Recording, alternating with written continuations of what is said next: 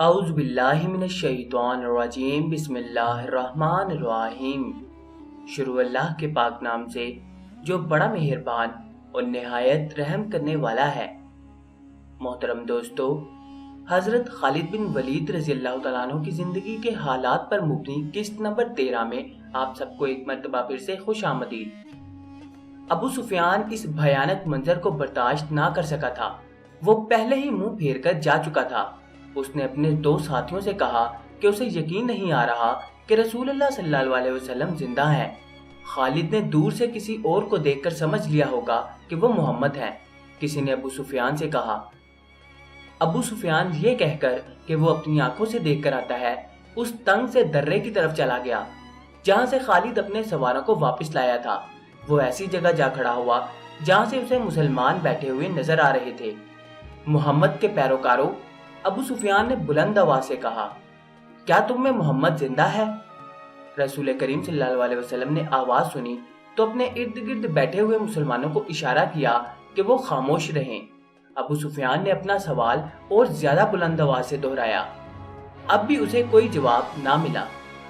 کیا ابو بکر تم میں زندہ موجود ہے؟ ابو سفیان نے بلند آواز سے پوچھا۔ اب بھی اسے کوئی جواب نہ ملا۔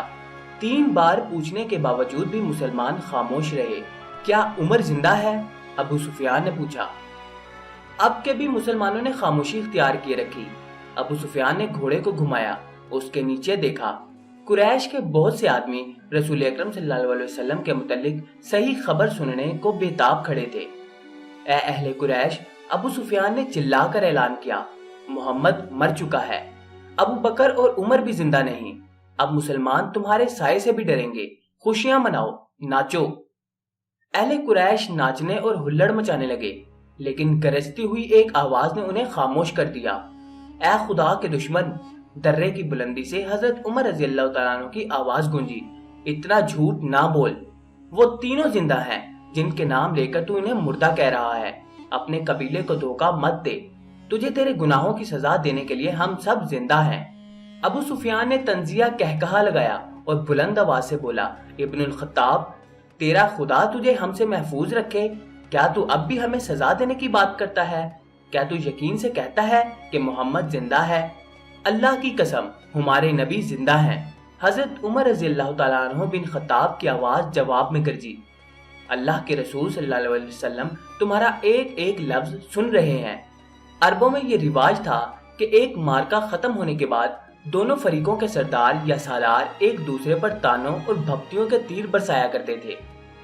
ابو سفیان اسی دستور کے مطابق دور کھڑا حضرت عمر رضی اللہ تعالیٰ عنہ سے ہم کلام تھا۔ تم حبل اور عزا کی عظمت کو نہیں جانتے، ابو سفیان نے کہا۔ حضرت عمر رضی اللہ تعالیٰ عنہ نے رسول اکرم صلی اللہ علیہ وسلم کی طرف دیکھا۔ آپ علیہ السلام اونچا بول نہیں سکتے تھے۔ آپ صلی اللہ علیہ وسلم نے حضرت عمر رضی اللہ تعالیٰ عنہ کو بتایا کہ وہ ابو سفیان کو کیا جواب دیں۔ او باطل کے پجاری! حضرت عمر رضی اللہ تعالیٰ عنہ نے بلند آواز سے کہا، اللہ کی عظمت کو پہچان جو سب سے بڑا اور سب سے زیادہ طاقت والا ہے۔ ہمارے پاس حبل جیسا دیوتا اور عزا جیسی دیوی ہے۔ ابو سفیان نے کہا، کیا تمہارے پاس کوئی ایسا دیوتا اور دیوی ہے؟ ہمارے پاس اللہ ہے۔ رسول کریم نے حضرت عمر رضی اللہ تعالیٰ عنہ کی زبان سے کہلوایا، جو حضرت عمر رضی اللہ تعالیٰ عنہ نے بلند آواز سے کہا، تمہارا خدا کوئی نہیں۔ جنگ کا فیصلہ ہو چکا ہے، ابو سفیان نے کہا۔ تم نے بدر میں فتح پائی تھی، ہم نے اس پہاڑی کے دامن میں تم سے انتقام لے لیا ہے۔ اگلے سال ہم تمہیں بدر کے میدان میں ہی مقابلے کے لیے للکاریں گے انشاءاللہ۔ حضرت عمر رضی اللہ تعالیٰ عنہ نے رسول کریم صلی اللہ علیہ وسلم کے الفاظ بلند آواز سے دہرائے، اب تمہارے ساتھ ہماری ملاقات بدر کے میدان میں ہی ہوگی۔ ابو سفیان نے گھوڑا موڑا، گھوڑا 2 قدم ہی چلا ہوگا کہ اس نے گھوڑے کو روک لیا۔ اے عمر، ابو بکر اور محمد، ابو سفیان نے اب کے ذرا ٹھہری ہوئی آواز میں کہا، تم جب میدان سے اپنی لاشیں اٹھاؤ گے تو تمہیں کچھ ایسی لاشیں بھی ملے گی جن کے اعضاء کٹے ہوئے ہوں گے اور انہیں چیرا پھاڑا گیا ہوگا۔ خدا کی قسم، میں نے کسی کو ایسا کرنے کا حکم نہیں دیا تھا اور میں نے تمہاری لاشوں کے ساتھ یہ سلوک بالکل پسند نہیں کیا۔ اگر اس کا الزام مجھ پر عائد کر دو گے تو میں اسے اپنی توہین سمجھوں گا۔ ابو سفیان نے گھوڑا موڑا اور گھوڑے کو ایڑ لگا دی۔ چلتے چلتے خالد کے گھوڑے نے اپنے آپ ہی رخ بدل لیا۔ खालिद ने घोड़े को ना रोका। वो समझ गया कि घोड़े ने पानी की मुश्क पा ली है। कुछ दूर जाकर घोड़ा नीचे उतरने लगा। खालिद को ये मकाम याद आ गया। जंगे ओहद के बाद वापसी पर कुरैश ने कुछ देर यहाँ क़याम किया था। नीचे पानी का खासा जखीरा मौजूद था। घोड़ा बड़ी तेजी से घाटी उतर गया और पानी पर जा रुका। खालिद घोड़े से कूदकर नीचे उतरा और दोजानू होकर चुल्लू भर भर कर अपने चेहरे पर पानी फेंकने लगा। जरा सुस्ताने के लिए भुरभुरी सी एक चट्टान के साथ बैठ गया।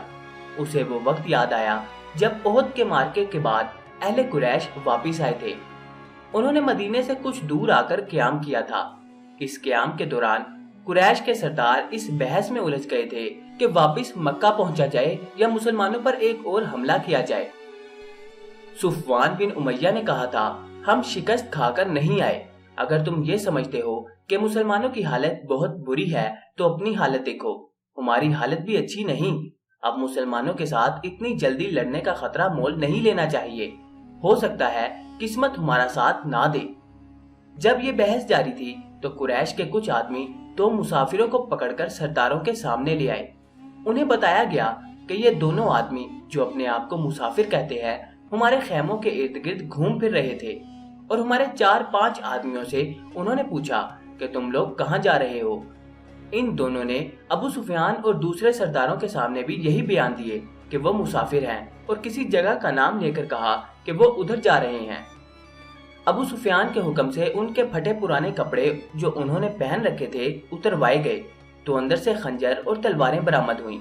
उनसे पूछा गया कि तुमने ये हथियार छुपाकर क्यों रखे हैं। खालिद की नजर बहुत तेज थी। उसे शक हुआ कि ये मुसलमानों के जासूस हैं। इन दोनों को कुरैश की फौज के सामने खड़ा कर दिया गया और पूछा गया कि इन्हें कोई पहचानता है। 2-3 आवाजें आईं कि हम इन्हें पहचानते हैं, ये यसरब यानी मदीने के रहने वाले हैं। इस एक को मैं अच्छी तरह पहचानता हूँ, कुरैश के एक आदमी ने उठकर कहा। इसे मैंने अपने खिलाफ लड़ते हुए देखा था। तुम अपनी जुबान से कह दो कि तुम मोहम्मद के जासूस हो, अबू सुफियान ने इन दोनों से कहा, और जाओ, मैं तुम्हारी जान बख्शी करता हूँ। दोनों में से एक ने एतराफ कर लिया। जाओ, अबू सुफियान ने कहा, हमने तुम्हें माफ किया। दोनों जो वाकई मुसलमानों के भेजे हुए जासूस थे और कुरैश के अज़ाइम मालूम करने आए थे, हंसी खुशी अपने ऊंटों की तरफ चल पड़े। अबू सुफियान के इशारे पर कई एक तीर अंदाजों ने कमानों में तीर डाले और पीछे से इन दोनों मुसलमानों पर चला दिए। दोनों कई कई तीर अपने जिस्मों में लेकर गिरे, फिर उठ ना सके। क्या तुम इसका मतलब समझते हो? अबू सुफियान ने अपने करीब खड़े सरदारों से कहा। जासूस भेजने का मतलब यह है कि मुसलमान हारे नहीं, वो अभी या कुछ ही अरसे बाद हम पर हमला करने का इरादा रखते हैं। फौरन मक्का को कूच करो और अगली जंग की तैयारी करो। अगले रोज रसूल अकरम सल्लल्लाहु अलैहि वसल्लम को किसी ने आकर बताया कि अहले कुरैश ने जहां पड़ाव किया था वहां अपने दोनों जासूसों की लाशें पड़ी हुई हैं और अहले कुरैश मक्का को रवाना हो गए हैं। खालिद ने यह पहली बड़ी जंग लड़ी थी, लेकिन वो समझता था कि वो मुसलमानों को शिकस्त नहीं दे सका। आज 4 बरस बाद वो इस सोच में गर्क था कि मुसलमानों की ये ताकत आम इंसानों की ताकत नहीं, कोई राज है जिसे वो अभी तक नहीं पा सका। उसे अहले कुरैश की कुछ खामियां याद आने लगी। कुछ बातें और कुछ आमाल उसे अच्छे नहीं लग रहे थे। उसे यहूदियों की 2 बड़ी खूबसूरत औरतें भी याद आईं जो अहले कुरैश के सरदारों में घुल मिल गई थीं। वो जानता था कि यहूदी अपने नुस्वानी हुस्न के जादू से अहले कुरैश पर छा जाने की और इन्हें मुसलमानों के खिलाफ इस्तेमाल करने की कोशिश कर रहे हैं। ये तरीका उसे पसंद ना था, लेकिन उनमें से एक औरत एक रोज खालिद से मिली तो खालिद ने महसूस किया कि ये औरत जो कुछ कह रही है इसमें अक्लो दानिश है। इस औरत के हुस्न जवानी का अपना एक असर था, लेकिन तलसम जो उसकी जुबान में था उसका असर खालिद ने भी महसूस किया था। कुछ देर तक ये औरत खालिद के ख्यालों पर छाई रही। उसका घोड़ा हुनहुनाया तो खालिद जैसे ख्वाबे बेदारी से बेदार हो गया। वो तेजी से उठा, घोड़े पर सवार हुआ और फिर मदीने के रास्ते पर हो लिया। वलीद का बेटा खालिद शहजादा था, ऐशो इशरत का भी वलदादा था, लेकिन फने हरबो ज़र्ब का जुनून ऐसा कि ऐशो इशरत को इस जुनून पर हावी नहीं होने देता था। मदीने की तरफ जाते हुए उसे वो हसीनो जमील यहूदन याद आई जिसका नाम युहावा था। उसने इस यहूदन को जहन से निकाल दिया, लेकिन युहावा रंग बरंगी तितली बनकर उसके जहन में उड़ती रही। خالد اسے ذہن سے نکال نہ سکا۔ خالد کے ذہن میں اڑتی ہوئی اس تتلی کے رنگ پھیکے پڑنے لگے، پھر تمام رنگ مل کر سرخ ہو گئے، خون جیسے سرخ۔ یہ ایک بھیانک یاد تھی۔ خالد نے اسے ذہن سے اگل دینے کی بہت کوشش کی، لیکن تتلی جو زہریلی بھیڑ بن گئی تھی اس کے ذہن سے نہ نکلی۔ یہ مارکا احد کے 3-4 ماہ بعد کا ایک واقعہ تھا۔ یہ ایک سازش تھی جس میں وہ شریک نہ تھا، لیکن وہ قبیلہ قریش کا بڑا ہی اہم فرد تھا۔ مسلمانوں کے خلاف کسی سازش میں شریک نہ ہونے کے باوجود وہ دعویٰ نہیں کر سکتا تھا کہ وہ اس میں شریک نہ تھا۔ مارکہ احد میں زخمی ہونے والے بعض اہل قریش کے زخم ابھی ٹھیک نہیں ہوئے تھے کہ ایک روز خالد کو خبر ملی کہ مدینے سے 6 مسلمان تبلیغ اسلام کے لیے رجیع کی طرف جا رہے تھے کہ عفان سے تھوڑی دور ایک غیر مسلم قبیلے نے انہیں روک لیا اور ان میں سے 2 کو مکہ لایا گیا ہے اور انہیں نیلام کیا جا رہا ہے۔ خالد دوڑتا ہوا وہاں گیا۔ وہ 2 مسلمان خبیب رضی اللہ تعالیٰ عنہ بن عدی اور زید رضی اللہ تعالیٰ عنہ بن دسنا تھے۔ خالد دونوں کو جانتا پہچانتا تھا۔ وہ اسی کے قبیلے کے افراد ہوا کرتے تھے۔ انہوں نے اسلام قبول کر لیا تھا۔ ان میں حب رسول صلی اللہ علیہ وسلم کا یہ عالم تھا کہ رسول خدا صلی اللہ علیہ وسلم پر جانے قربان کرنے کو تیار رہتے تھے۔ رسول خدا صلی اللہ علیہ وسلم انہیں بہت عزیز رکھتے تھے۔ خالد نے دیکھا کہ انہیں ایک چبوترے پر کھڑا کر دیا گیا تھا اور ارد گرد اہل قریش کا ہجوم تھا۔ ایک غیر مسلم قبیلے کے 4 افراد ان کے پاس کھڑے تھے، دونوں کے ہاتھ رسیوں سے بندھے ہوئے تھے۔ یہ دونوں مسلمان ہیں۔ ایک آدمی چبوترے پر کھڑا اعلان کر رہا تھا، یہ دونوں احد میں تمہارے خلاف لڑے تھے، ان کے ہاتھوں تمہارے عزیز اور خون کے رشتہ دار مارے گئے تھے۔ ہے کوئی جو انتقام کی آگ بجھانا چاہتا ہے؟ انہیں خریدو، انہیں اپنے ہاتھوں قتل کرو اور خون کے بدلے خون بہاؤ۔ یہ آدمی سب سے اونچی بولی دینے والے کو ملیں گے۔ بولو۔ 2 گھوڑے، ایک آواز آئی۔ بولو، بڑھ کر بولو۔ 2 گھوڑے، ایک اونٹ، ایک اور آواز آئی۔ گھوڑوں اونٹوں کو چھوڑو، سونے میں بولی دو، سونا لاؤ، دشمن کے خون سے انتقام کی پیاس بجھاؤ۔ وہ لوگ جن کے قریبی رشتہ دار احد کی لڑائی میں مارے گئے تھے بڑھ چڑھ کر بولی دے رہے تھے۔ خبیب رضی اللہ تعالیٰ عنہ اور زید رضی اللہ تعالیٰ عنہ چپ چاپ کھڑے تھے۔ ان کے چہروں پر خوف نہ تھا، گھبراہٹ نہیں تھی، ہلکی سی بے چینی بھی نہیں تھی۔ خالد ہجوم کو چیرتا ہوا آگے چلا گیا۔ اور قریش کے سردار کے جنگجو بیٹے، خبیب رضی اللہ تعالیٰ عنہ نے خالد کو دیکھ کر بڑی بلند آواز سے کہا، تیرا قبیلہ ہم دونوں کا خون بہا کر اس مقدس آواز کو خاموش نہیں کر سکتا جو غار ہرا سے اٹھی ہے۔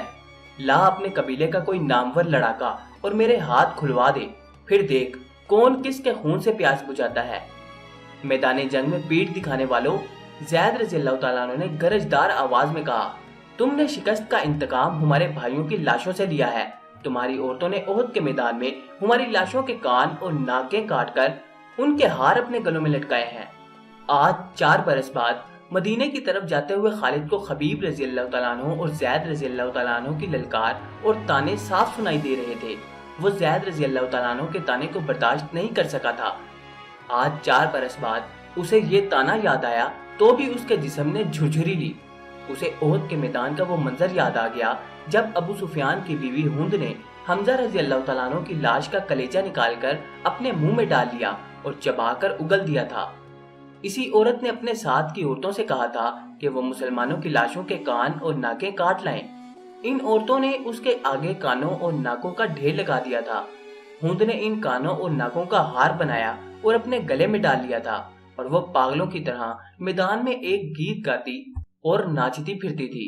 اس منظر کو اس کے خاوند ابو سفیان نے پسند نہیں کیا تھا۔ خالد نے تو نفرت سے منہ پھیر لیا تھا۔ محترم دوستو، آج کی ویڈیو کے بارے میں آپ کا کیا خیال ہے؟ کمنٹ باکس میں ہمیں لازمی بتائیے گا۔ خالد بن ولید کی زندگی کے مزید احوال ہم آئندہ ویڈیو میں بیان کریں گے، اس لیے آپ سے التماس ہے کہ ہمارے چینل کو سبسکرائب کر کے ساتھ موجود بیل آئیکن کو لازمی دبا دیں۔ اب آپ سے ملاقات ہوگی انشاءاللہ تعالی اگلی نئی ویڈیو میں۔ تب تک کے لیے اپنا خیال رکھیے۔ اللہ حافظ۔